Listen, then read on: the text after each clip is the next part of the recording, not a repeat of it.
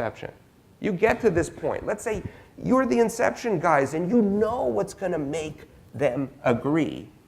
I would still say use some of this because you can't tell someone to influence them. You have to ask them and get it out of them.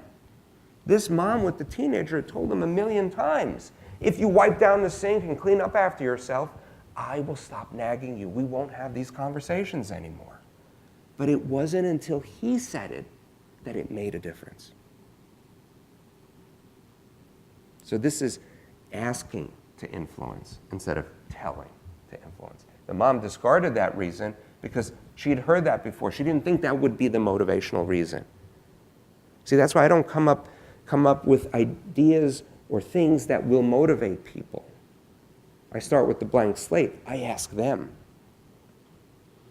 So when you go out there, I would still focus on the positive why and make them answer. What would be in it for them? You've heard the WIFM approach, right? WIFM, what's in it for me? That's what this question is. And it's amazing how long that's been in the business world and how little we use it. Here's a way to do it. Okay, so the third part of instant influence is ask irrational questions. Let's start with this one. Here's an irrational, silly question. Take a behavior or an agreement, an action, something you would like someone to do. And if it's you, then go ahead, put yourself into this equation. How ready are you to blank? Sign on this deal, clean up after yourself, eat better, exercise more. What else? Give me a couple examples. What are you here trying to influence people to do? Throw out some examples. Try something new. Break from the old guy. Come with the new guy. You have to define that much in your head. Make it concrete. And remember, next steps are always easier to influence than ultimate or last steps. So even though I'm saying sign on the dotted line is one thing you can influence, how about just influence them to have a different conversation with you? So take that thing that you want to influence someone on and plug it into that blank and say on a scale of 1 to 10, here's your ruler, how ready are you to do that thing? 1 means not ready at all, and 10 means totally ready. Now this is a silly and irrational question in and of itself because many times when you're dealing with resistant people, they've already answered the question. They've already said no.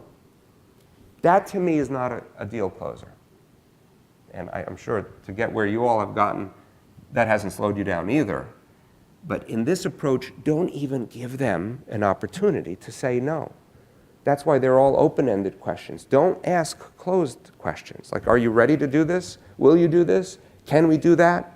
No.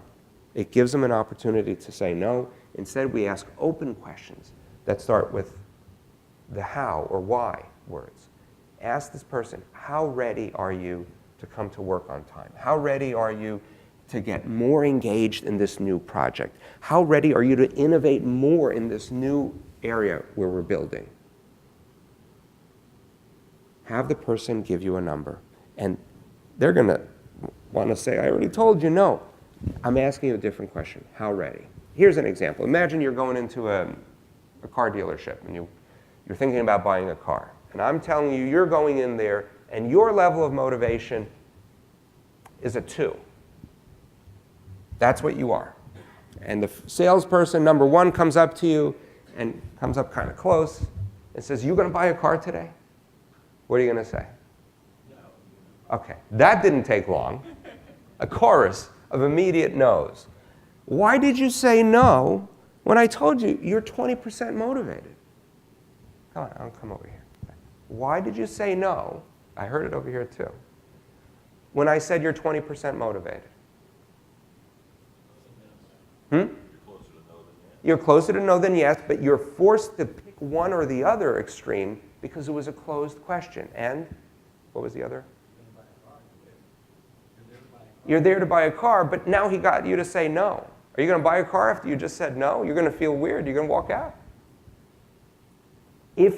Now imagine salesperson number 2 asks you on a scale of 1 to 10, how ready might you be to buy a car today? Don't think too long. What's your number? 2. I thought I heard a different answer over here. a different number. Often what happens is that number people give me in a room like this, a 3 or a 4. And I say, why did your motivation go up? Well, because now he asked the right question. So ask that question, get a no on the map of motivation. That's what the ruler does. You get the no to be on the map, to give you something higher than a 1. I'll tell you what to do with 1s later. But what's your follow-up to this? What's the most motivational question to ask after that? Is it, well, then why haven't you bought the car yet? Why haven't you asked me for a test drive? Is it B, why didn't you pick a higher number? Come on, look at all this great stuff we have. Why aren't you more motivated than a 2? You got up this early Saturday morning for a 2? Why didn't you pick a lower number? Why aren't you less motivated? Or is it all of the above? All of the above? C, I hear. What else do we hear? Any other guesses? The correct answer is C. Why didn't you pick a lower number? Again, irrational questions change the conversation of influence. When we change the conversation, we're going to get more from the resistant person. Now, how could that possibly be? Why would that work? If you went into that dealership and you said 2, because he asked you the ruler question, and then he said, well, tell me, why didn't you pick a 1? You're going to say, well, because I want to buy a car. I need a new one because the old one is crappy, or I got up this morning to make this decision, I'm going to follow through with it. I like this brand of car. You're going to give what you want. I mean, test it out on yourself. Take that one thing that somebody else has been bugging you to do. Take one thing that someone's been trying to influence you to do. And ask yourself the ruler question, how ready am I to do the next step on that? Pick a number and say, why didn't I pick a lower number? It corners you into saying something motivational. What if I had said, well, why aren't you more than a 2? Why aren't you at least a 5?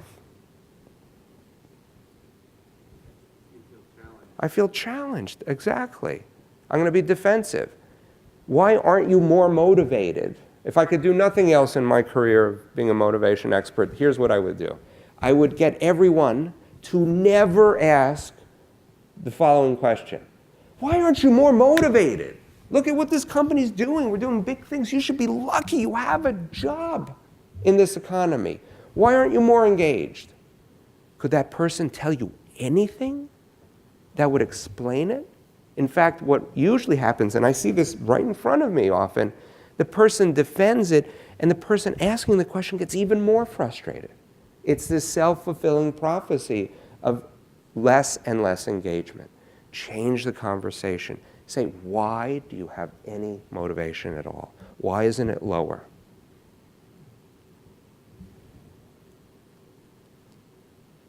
So that's the irrational follow-up. What do you do with the answers? Well, you try to hone in on the good stuff. If somebody says, well, I may or may not buy a car today, I'm not decided, but I'm a 2 because I really like this model. Don't ask them why they're still indecisive. Say, what do you like about that model? Hone in on the good stuff, meaning the motivational stuff, and explore it, expand on it. Tell me more about that. You don't have to be, again, a shrink to do this. You want to just reiterate or reflect back the good stuff that you get from these answers and try to expand on it. And that's what leads to good teamwork. Not because you said, you guys better get into that room and fix this problem. It's because you've said, why do you think it might be a good idea to stop what we're all doing now and to do this? They know as the boss that you want it to happen. But here's the autonomy. You're saying, it may not happen. And I care about your reasons why, because that's where you're going to get the most sustainable motivation. Think about it this way. We're all into sustainability, into green, right? This is green motivation, because it's not always going to have to come from you. You're not always going to be around. And even when you are, you can't get into the brain of the other person. You have to ask them. And if you teach them these questions, then they're always around to ask themselves. That's what I call green motivation. But often what I found in my coaching work is not only do you get this kind of teamwork, but you get this kind of teamwork when you ask the right questions. You get creativity, adaptability. People start thinking yeah, I want to do this for my own reasons. I know we've all agreed that collaboration is having shared vision and shared purpose. Have you heard this, right? The research, tells us this. I agree with that, but we have to really get someone else's individual purpose in there also. Yes, we have to have overlap in our purpose, but you're not going to get this kind of creativity and adaptability unless you ask, what's your individual purpose for doing that? And the boss may not share that at all. That might be his own meaning and memory from childhood. Who knows? But we have to extract that from others, and it's not that hard. I've taught people the 7-minute approach, 6 simple questions, and you can get it going. And it helps making deals. Even just starting out with the autonomy statement helps make it happen. Now, how does this work so quickly? This is kind of unbelievable that something could work so fast in 7 minutes or less. Well, there are 3 factors that I think are key. The first, like I mentioned before, is surprise. Everyone loves a surprise. Everyone's thrown off by a surprise. Have you ever had a group of people surprise you for your birthday like this? Anyway, right? What's the feeling? And it's not just joy, right? What else happens? Confusion. Defenses go down. I heard somebody for whom a surprise party was thrown, a few minutes after she was surprised, she asked her friend where she was. Just for a split second. And said, oh, of course. It's a weird kind of thing to radically change the conversation. You grab the attention, but you lower defenses. You prime them for influence. The other factor that I think makes it work so effectively and quickly is acceptance. You're accepting where they're at. You're not going to continue to accept their no, but you start out by saying, I know that we've been on opposite sides of this. Simply recognizing that makes defenses go down. I will predict that, like many other executives, you'll think, well, if I say, you haven't been on board with this, and I know we've had tough times, that's going to make it worse. That's what they say to me. I say, I know. It sounds like it's going to make it worse. And that's logical and rational. But remember what I've been telling you. This is not logical or rational. It deals with more the emotional parts of our brain. So test it out. Take a leap of faith. And every time when they say to their resistant party, I know you haven't wanted to do this, the person, just their body relaxes immediately. They say, yeah, you know what? And I have other ways of doing it. I have better ideas. Immediately, the conversation changes. So that acceptance of resistance in the moment and saying it's up to you is very motivating. And reflection, reiterating what they say, tells them that you care about their purpose in what to do. This is not ask them what they want to do or how they want to do it. You've already laid that out. This is not an approach that says, oh, employee, you decide how this firm is going to do this. No, you've decided that. What is up to them and what you reflect back is their reasons why they might want to do it. And reflection just makes everything look nicer. So here's the executive summary. What do we need to do to influence people who've been resistant? We need to start by calling it like it is. You define in your mind one sentence of how things have been. Look, we have butt heads about this. I've wanted to innovate in this way, and you've wanted to play it safe. Call it like it is. Don't get too much into the old arguments. One statement. Then say, look, I can't make you do this. And I don't want to strong-arm you into doing it. That's not going to be sustainable engagement and motivation. It's up to you. But I want to know why you might.